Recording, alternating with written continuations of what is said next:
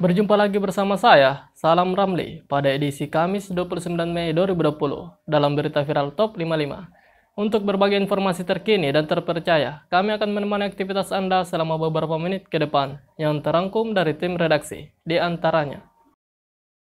Tak mampu beli susu saat PSBB, seorang ayah berniat serahkan anaknya pada petugas. Sebuah video seorang ayah yang tega menyerahkan anaknya kepada petugas pos PSBB beredar di media sosial. Seorang bapak membawa dua anaknya yang masih kecil ke pos jaga PSBB. Ia mengendarai mobil berwarna putih. Pria tersebut nampak dikelilingi petugas jaga PSBB yang terdiri dari Dis TNI dan polisi. Sedangkan dua anak pria tersebut terus menangis di dekat ayahnya, namun sesekali ia merangkul anaknya yang terus menangis. Saat ditanya di mana alamatnya, ia mengaku tinggal di Kelurahan Menteng, Kota Palangkaraya, Kalimantan Tengah.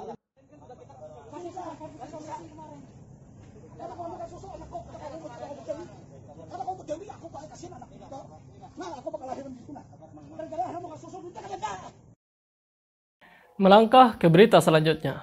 Panglima Serdadu ex Trimatan Nusantara, Ruslan Buton, ditangkap polisi pada Kamis 28 Mei 2020. Ruslan Buton digelandang polisi akibat surat terbuka kepada Presiden Joko Widodo, di mana salah satu poinnya meminta agar Jokowi mundur.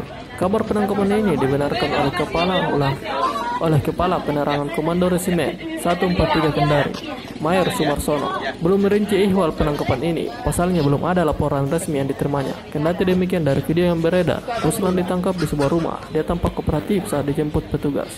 Mengenakan kemeja putih lengan pendek, Ruslan melenggang dengan santai masuk ke mobil petugas.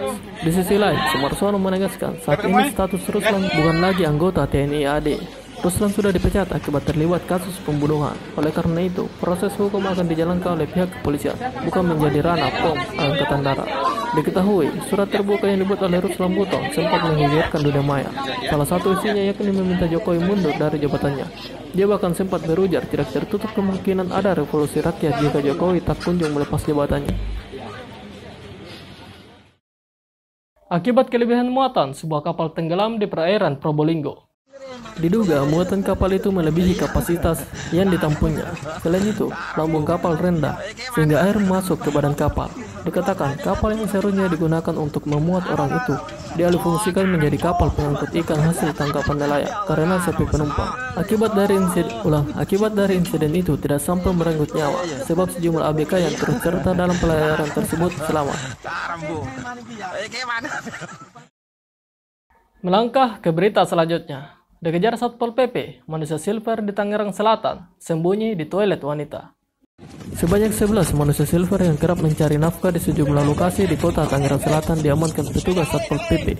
Dalam video amatir terlihat petugas mengejar keduanya hingga ke pemukiman warga berupa kontrak. Di tempat itu, dua orang itu ditemukan bersembunyi di sebuah toilet kontrakan tersebut. Karena panik, ternyata toilet tersebut dikhususkan untuk wanita. Dengan wajah tersenyum pasrah, dua manusia silver itu keluar dari toilet setelah diinstruksikan oleh salah seorang petugas. Kasih Penyelidikan dan Penyidikan Satpol PP Kota Tangerang Selatan, Muksin Al-Fahri, mengatakan, dalam operasi kali ini pihaknya mengamankan 18 orang yang beraktivitas mencari nafkah di beberapa titik persimpangan jalan lampu merah. Usai diamankan, belasan orang tersebut diserahkan ke Dinas Sosial untuk diberikan pembinaan.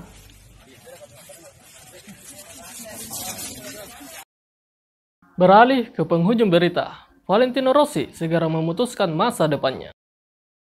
Rossi tidak lagi sekompetitif sebelumnya usai hanya naik podium 2 kali di sepanjang 2019. Selain gantung helm, The Doctor dihadapkan pada opsi lain yaitu bergabung dengan tim satelit Yamaha, Petronas SRT, menggantikan Fabio Quartararo. Meskipun begitu, Rossi bersikukuh bahwa keputusannya akan bergantung pada hasil-hasil di musim 2020. Pandemi virus corona membuat nasib MotoGP 2020 tidak pasti. Sejauh ini, Dorna Sport masih kekeh ingin menggelar balapan sekalipun harus dilakukan secara tertutup. Sedangkan Rossi butuh balapan untuk mengukur daya saingnya sebelum membuat keputusan terkait masa depannya. Dan itulah rangkuman informasi viral Top 55 yang kami sajikan setiap hari, 2 kali sehari, setiap pukul 5 pagi dan pukul 5 sore. Nonton dan subscribe, like dan komen berita 55 untuk tetap update informasi lainnya. Semoga kesehatan pemirsa diberikan kesehatan dalam beraktivitas. Saya, Salam Ramli, mengucapkan sampai jumpa dan salam Indonesia.